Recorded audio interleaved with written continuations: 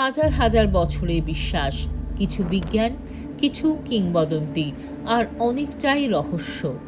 কৈলাস পর্বত। মানুষের বিশ্বাস এখানে বাস করেন স্বয়ং মহাদেব। কেউ ভাবেন এখানে চলে অতি প্রাকৃত কাণ্ড কারখানা, কারো মতে এ ঠিকানা ভিনগ্রহীদের, কেউ ভাবেন এখানেই মিলে গিয়েছে মর্ত ও স্বর্গ। আর এদেশের সিংহভাগ মানুষ মনে করেন কৈলাসের উপরে উঠতে চাইলেই মৃত্যু ঘটে। কৈলাস পর্বত, এই পর্বত পরতে পরতে রহস্যে মোড়া। এভারেস্টে উঠতে পারলেও কৈলাস পর্বতে উঠতে পারেননি কেউই। তার কারণ এখানে নানা রকম কাণ্ড কারখানা চলে।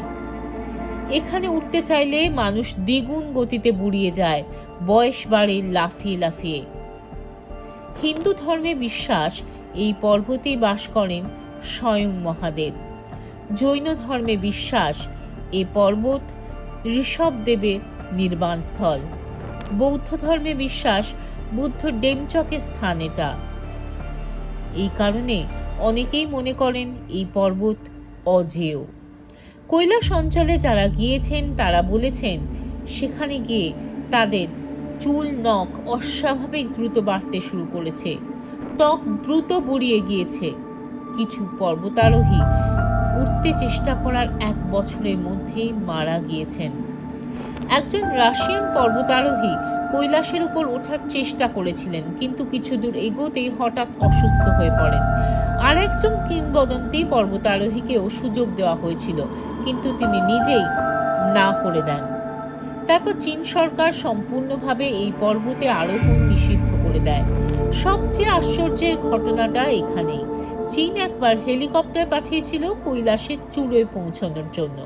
শুরুতে সব ঠিক ছিল, কিন্তু হঠাৎ কালো মেঘ, বজ্রপাত, তুষার ঝড় কম্পাস কাজ করা বন্ধ করে দেয়।